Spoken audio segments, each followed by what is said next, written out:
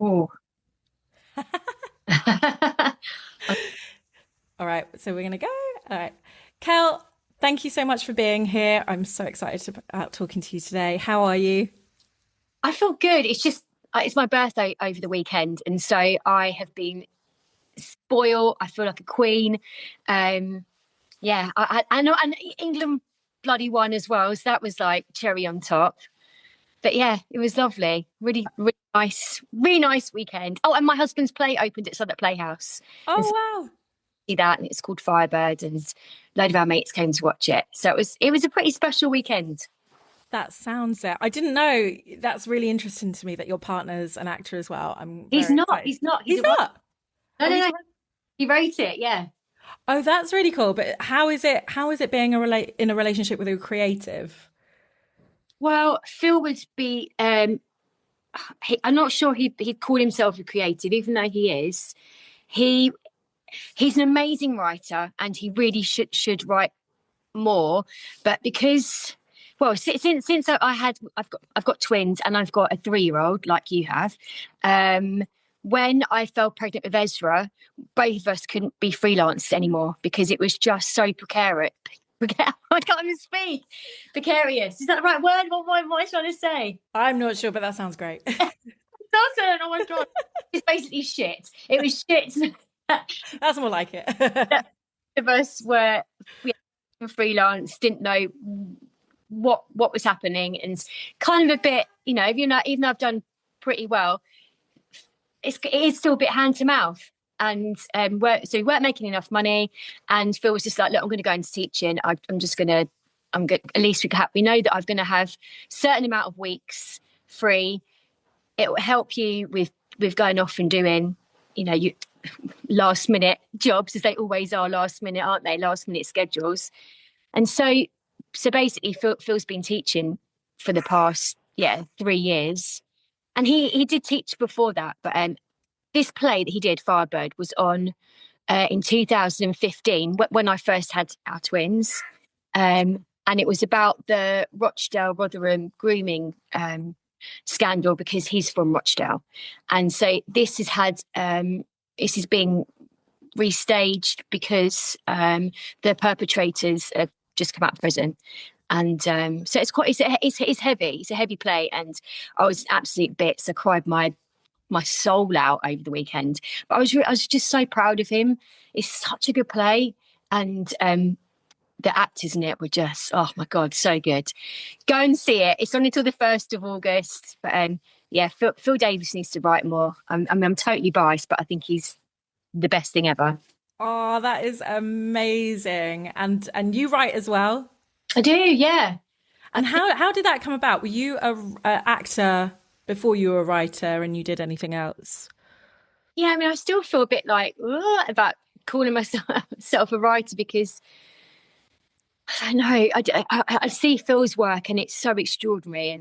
And but basically, we, as an actor, it's like you can't wait around for the script that's never going to come your way.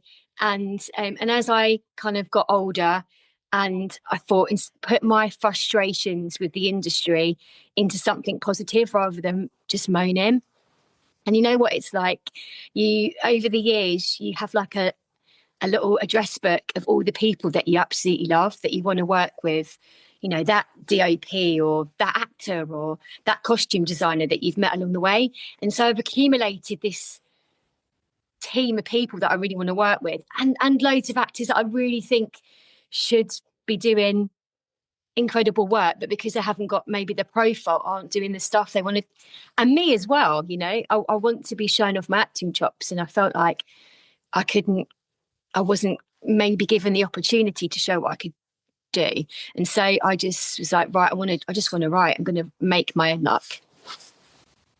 See, I find that extraordinary because, like, to me from the outside, I'm like, but you're like a busy working actor. Like, how could you possibly have frustrations with the industry? When I look at your credits, it's just like insane. So I want to come back to that. But firstly, how did you get into acting? Were your family actors, or like when was the first moment in your life when you were like, oh, this is what I want to do?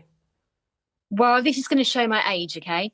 but it was at Croydon Fairfield Halls, because I'm from Croydon, and my mum was in hospital, and my dad had taken me to watch the pantomime. And my dad's not at all theatrical, you know. He's from he's very like he's a football dad, and we went to see Grot Bags and Emu and Teabag and You're Too Young. And no, I think I saw this. This is why suddenly I'm like, hang on, I know this. Okay, no one Google what age that was. it was you know, it was late 80s, and I was just like, I couldn't believe it. It just looked like so much fun, and I got to be up on the stage because I could do this silly thing with my elbow, and so I got picked out of the crowd, and I was still on stage with my dad, and just that feeling of everybody watching me and laughing, and then I won like an ice cream and a colouring book, and I was like, oh my God, this is the best day ever. And it was like a time when I was with my dad, me and my dad on my own, and that was really nice as well, because that never ever happened, because we were always well, we did. My dad was always working, and we were just always watching my brother play football, and it was just like just me and my dad. And so that was like the thing that was like, I want to become an actor. This is amazing. So yeah, it came from Panto, really. And then because I lived in Croydon, the Brit School's there, which is a state-funded secondary school, you know, which is like the best. It's the best thing in the world. Like, don't have to pay for it. It's incredible. You know, it's so big now. It's a beast of a school. Like, you know, so many people coming out of it now. You know, like Ray obviously came up there quite recently, and you got big people like Adele and Amy Winehouse is in the year below me, and the Kooks were there at the same time. It's like a really exciting place, but more for music. Mm-hmm. But anyway, the acting course was brilliant, and I met a woman there called Imogen Brodie, who was the acting teacher, and she really put a fire in my belly and made me feel good about myself. And that's amazing, because at Brit School, do you finish at 18? Or is it 16? No. So I finished I think at 17, because I'm a July baby, and so yeah. So I went for my BTEC A levels, and then I went to a place called Webber Douglas, which doesn't exist anymore. We know that, yeah, classic, yeah, Webber Douglas, amazing. How was your experience there? I mean, I really wanted to go there because Bedknobs and Broomsticks is my favourite film of all time. I was saying the other day about it, you know, with the whole Trump and him about the World Cup and the red card. It's literally a scene from Bedknobs and Broomsticks in the island of Nabumbu when they go. The island of Nabumbu, I like that. Brought me joy. And then there's the lion who's a complete cheat, and exactly the same thing happens. Where the crocodile gets a red card, and then they decide no, he can still play. I was like, oh my God, this is mad. This is from a cartoon. What am I saying about this? I've got enough. I don't know what to... I was like, that was really specific. I love that. And at Webber Douglas, he went to Webber Douglas, Angela Lansbury, and then, you know, I wanted to go there because of her, basically. That's why. And you do music. Did you do a lot of musical theatre there? Because I saw you do a lot of theatre, but do you do musical theatre as well? Well, when I went to Brit School, I did acting was my main strand, but then I did dance is my second strand. So I didn't really do. I did bits of singing. I do sing. But dancing was my main thing. And so I did things like Palanatini's Pencil Full of Lead music video. I auditioned for that one that went, I'll bring you flowers in the morning. Classic. Didn't get it, but I had a great time auditioning for it. But loads of music videos and things like that. Oh, amazing. And when you finished Webber Douglas, did you get an agent straight away, or? I was really lucky because in my second year there, somebody dropped out, decided they didn't want to become an actor anymore. And so they were in a show called Outside Edge, which was about cricket. And there was a part for an Essex girl in the showcase where all the agents come. And then because I I'm not from Essex, I'm from Croydon, like I said, but you know, it's not too dissimilar. And so I was bumped up for this show to be in this play. And Laura Main, who's from Call the Midwife, she was in it, and who else? I can't remember. Anyway, so me and Laura became really good friends from doing Outside Edge. But because I was bumped up, an agent came along to see it. I ended up, there was a casting director called Di Carling, and she was casting for Dr. Jekyll and Mr. Hyde. It was a working title, shot in Lithuania.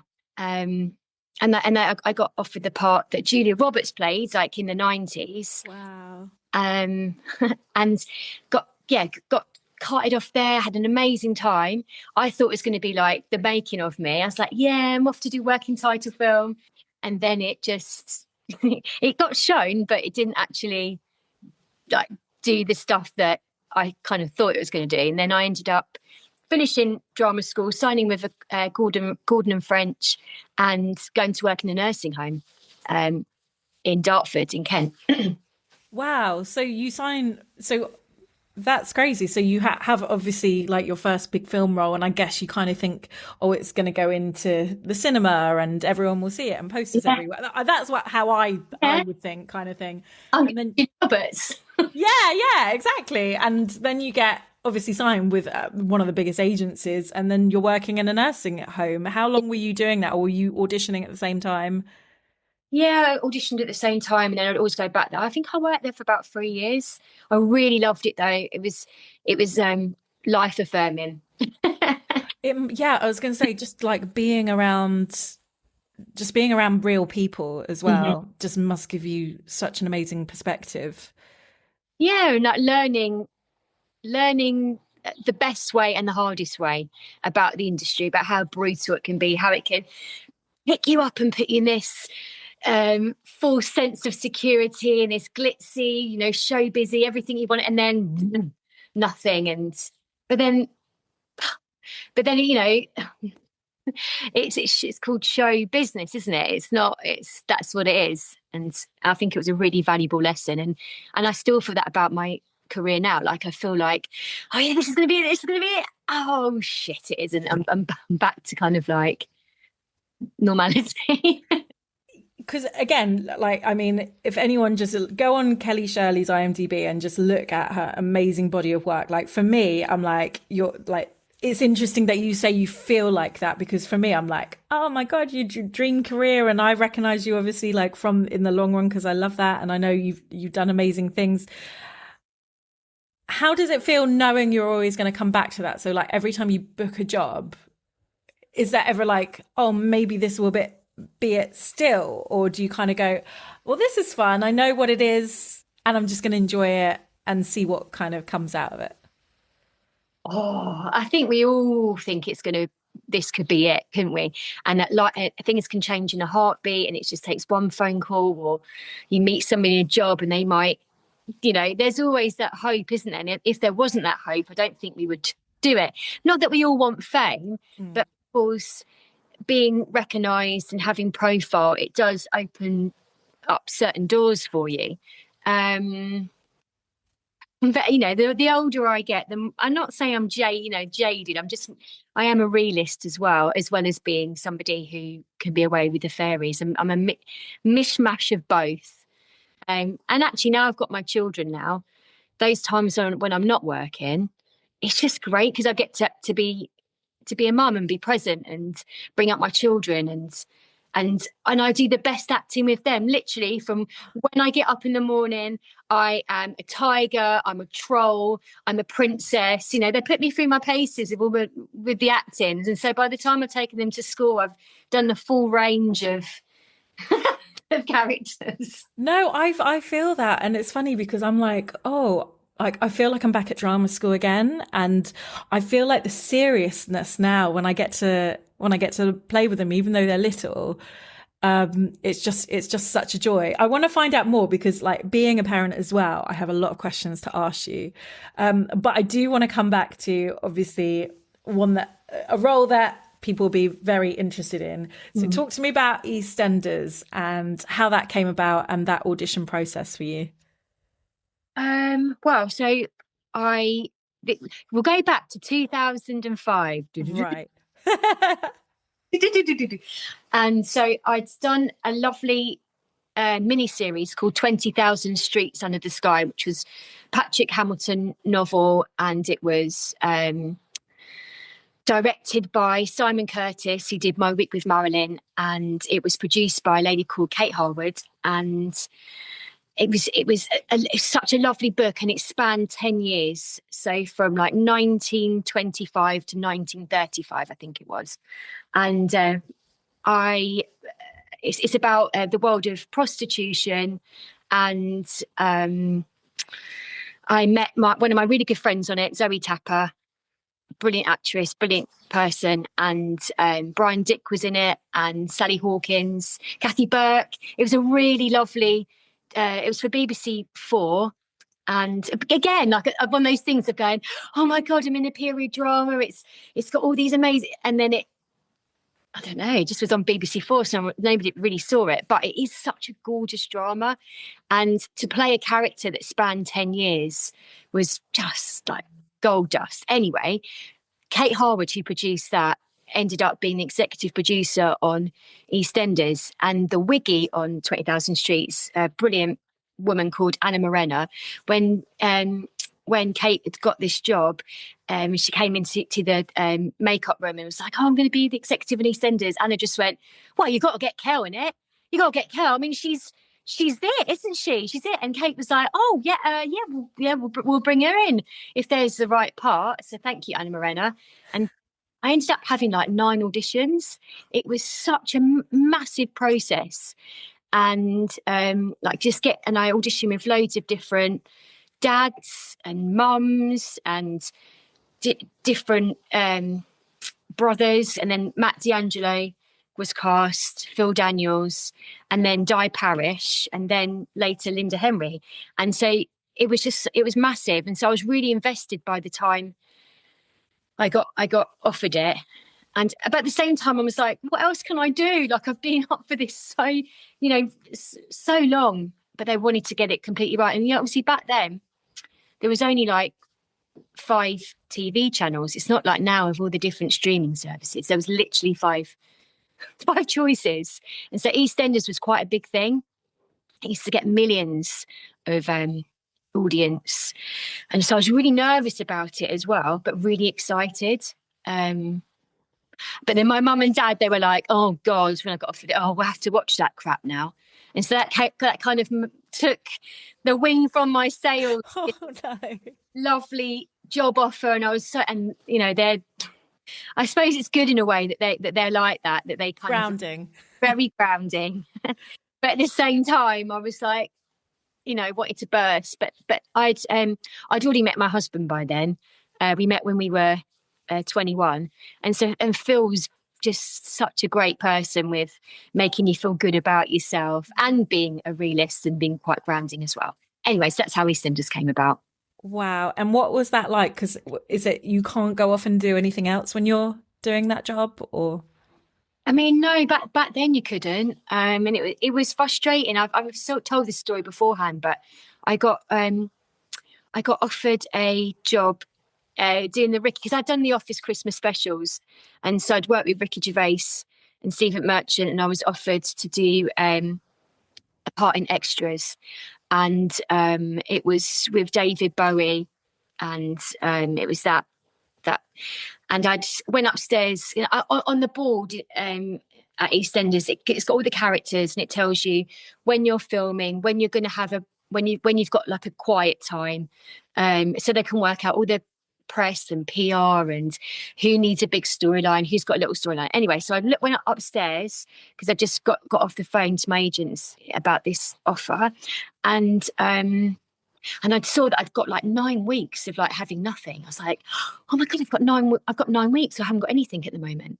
So, and I knew it was just like 2 days filming. So I just went up and I said to this woman called Carolyn, who like runs everything up there. I was like, Carolyn, I've been offered this job, and looking at just it. And she's like, oh, Kelly, I don't think you'll be able to do it, because just in case something happens, if somebody breaks their arm or someone does this or does that, we need to have our actors around. So I was like, yeah, but it's only 2 days. It's 2 days in the 9 weeks, and it's with David Bowie and it's Ricky Gervais, and please, and I really wish I hadn't said anything. And then I just hated being there.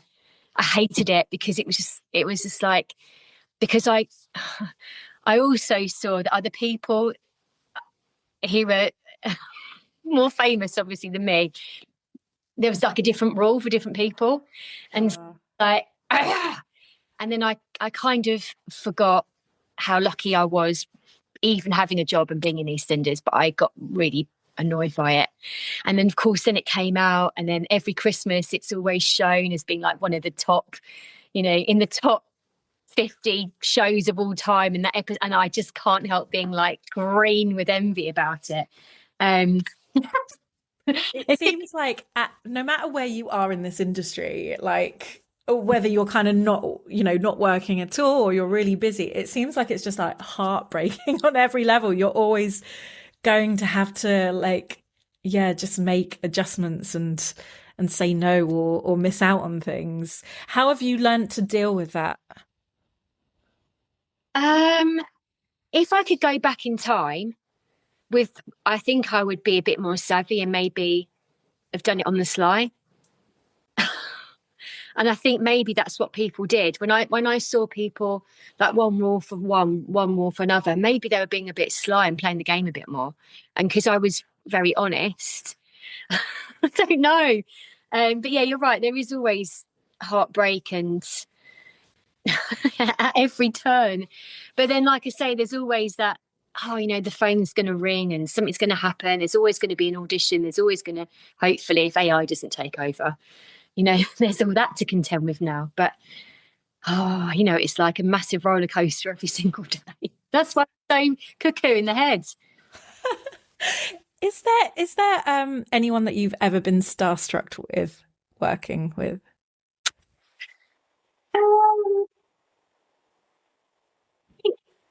I think there's people that I really, really respected, but I mean, my like I said, my dad was a big football guy, and he was when I was a teenager, a coach for Crystal Palace youth team, and so sometimes I would see some of the Crystal Palace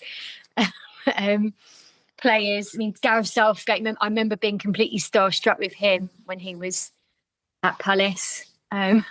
But you never like on set, because I guess you've been around like known actors since you were really young, so obviously it's never felt intimidating to you at all.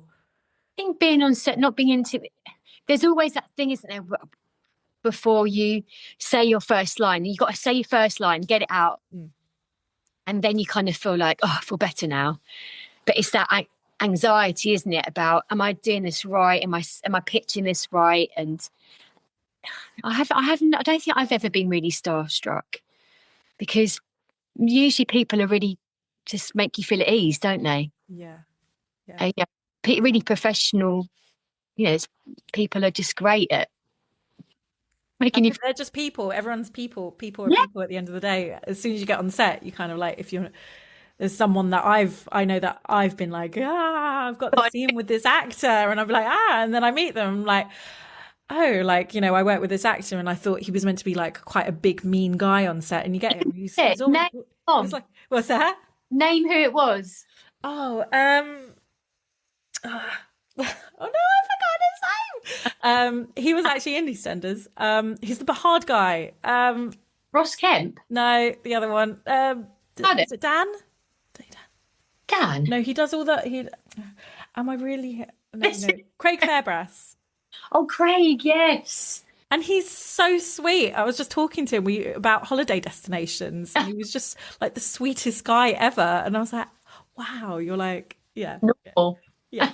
You're a normal person who goes on holiday. What the fuck? And do you have like an embarrassing or like the worst audition moment? Oh, I mean, I've got some terrible things, some terrible audition. I remember going up for Basic Instinct 2, and the scene was really very sexual, and I had to read in with with an ex-footballer. Oh God, what is his name? And his name was being floated around as being involved in a terrible case, and it was with Eureka Johnson. Anyway, so he was basically kind of like being investigated for sexual misconduct. I think. I mean, I need to get my facts right about exactly. I don't exactly say, but some really dark stuff, basically. So I found myself auditioning with a footballer who can't really act. This really sexual scene, which was, and I was only young. I was only like, must have been only about 24 or something. So I'd finished EastEnders, and it was just, the whole thing was so uncomfortable, and the casting director was really lovely but very uncomfortable about the scene, and it was just the whole thing was just like, what the hell. And I came out of it just feeling really just dirty and weird. But I you know, it's really changed now, though, isn't it? Like the stuff when I was starting out, that wouldn't happen now. Yeah, I think back to some of my just weird auditions. I'm like, oh no, yeah. Like it's a different world, which is really, really good. But then I find it's a shame though, because I don't get in the room as often as I used to as well. Because it's does. Yeah. It's a real shame, because obviously it's about connection, isn't it? And it takes away our power as well, because it should be about, do I also want to be working with so and so? Am I getting the right feeling here? Yeah. It takes away everything, where it's kind of like an equal thing. I know that it never is really equal, because we're so low down the pecking order. Yeah. But it is a shame, because if you got that feeling about somebody, I really don't want to work. I just get especially if it's scenes that have got, you're doing sex scenes and things like sexual nature. How are you going to know? Yeah, how they handle it as well. Because I had an audition once and I went in there and I did the scene, and it was like after the scene, they were like, "Are you comfortable with nudity?" And I'm like, "That's really weird that you'd ask me that, like after seeing with me in the room." And I just went, "No, because I'm not going to say yes to you right now." But it's like the fact that like you kind of, that's a separate email or through a casting director. I don't know. Something about that made me just go ick. But weird. Yeah. And then you probably, I mean, I take it didn't go your way, because I guess you didn't. Probably because I said no, but I did, I said no because they made me uncomfortable in that moment, kind of thing. But like, yeah, which is a funny one. It is a funny one. I know that they've got intimacy coordinators now, which is so much better, isn't it? Well, the one time I worked with an intimacy coordinator, they were the person that made me feel most uncomfortable on set. I was like, what? I had to do a scene where I was pretending to give birth, and like I was actually pregnant at the time, and they were like, they had my legs in stirrups, but I had 2 C-sections, so I'd never and I was like, and even when I was in labour, I was never laying there on my back with my legs in the air, kind of thing. Yeah. She came up to me and she goes, "Come on, Jade, you've done this before. Open your legs wider." I'm like, what? Oh my gosh. I was fuming. But yeah, that's the one time I went with an intimacy coordinator. I was like, oh no. But even if you had given birth, like naturally, as it were, you can be in all sorts of positions, can't you? You're not going. That's unless it's like, what is it? Was it a period piece? Was it? No, not at all. I was like, what? And then there was an actual real life midwife there, and I was like, what? You still do this to people? I don't know, whatever. But yeah, it was really weird. Oh God, I had 2 C-sections as well. It's just like it on your body. I feel like, a year and a half later, I'm still recovering. But I want to ask you about that. Oh, I don't let me know, because I know you're busy and you've got to run off. But I want to ask you, because obviously you've got a young child now and you've got older kids. Yeah. How did you find that being a working actor when you first had the kids? Like, did you find that there was a period in your life where things changed at all as a mum, or do you find it's easier now they're getting older, or like, how have you managed that? I mean, you know what it's like. It's an absolute. head fuck trying to just have your children learn lines when you're really, really tired, um, read a script, just do research. It's just, you have to find those moments, and you're usually really knackered, aren't you, to like put some work in. But luckily now there is that thing, thank God, because of equity and Spotlight, with having at least 48 hours, whereas beforehand sometimes it was literally the next day, wasn't it? I didn't know this. What's the 48-hour thing? Oh, so a casting director allegedly can't give you more than 2 scenes to prepare within a 48-hour time frame. And they can't ask you to deliver it before then. Sometimes they put like, if you can get this into us, tomorrow, great, is on a tight schedule, whatever. But which makes you think like, I better get this in 20. Yeah. Most of the time now there is a little bit of tiny bit of time to to sort your life out, or sort out nursery, if you don't have nursery on that day, and try and pull in some favours. But it's just that, isn't it? The brain just works in a different way. It's so different when you're on your own. You don't have kids, or even if you don't have kids, say you're looking after an elderly parent, or some other stuff going on. Just if you've got a life, basically, you've got a life, and you can't drop everything. Or you've got a job, and so at least that's a little bit better now. But yeah, it's just totally different, isn't it? Yeah, it's crazy. I don't know. I'm kind of going through a weird thing where I'm like, has work got quieter? I was so busy before, and now it's quieter. And I was like, is that because I have kids, or is this the energy I'm putting out, or is it because I'm not ready, or like it's really weird.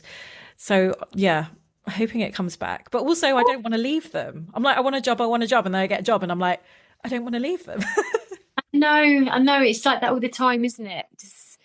That's why it's good just to have a few days here, being back being a mom, a couple of days there. I mean, that's just perfect. And even though it'd be great, obviously it's a great big juicy HBO series where you're the lead and blah blah blah. But it's just having the capacity, isn't it, to actually. If you look at my IMDb, actually, you can see where I've had kids, because it goes.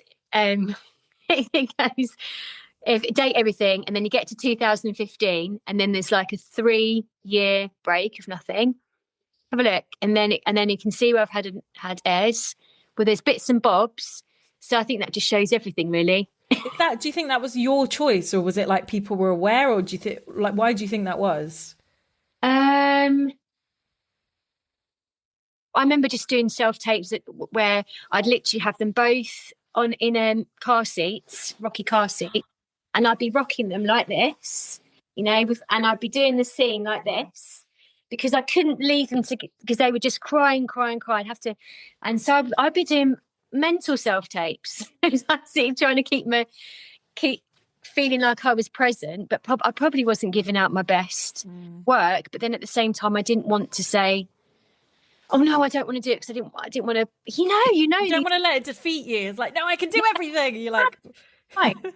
And then it was when I did in the long run, and then Idris had a kid who was Winnie, who was like 6 months or 9 months older than Louis and Pearl, and he just like completely got it, and he was just like, look, you can bring your twins in, like if you need to. See them or feed them or what. And he was just a complete legend. I completely got it. So it just was like those things of like the universe aligning, where it was the right part. It was completely the right part. And it wasn't too far from where I lived. He was experiencing as well, And just because he was a really, probably the most famous black actor, like he's still having a family. He still knows what it's like. He's still, so he just got it. And it just was like one of those moments of like, yeah. Oh, that's amazing. Yeah. I want to ask you, because you're creating your own work now, and you have a film that you've written, and did you produce it as well? I was heavily involved with making choices with producing.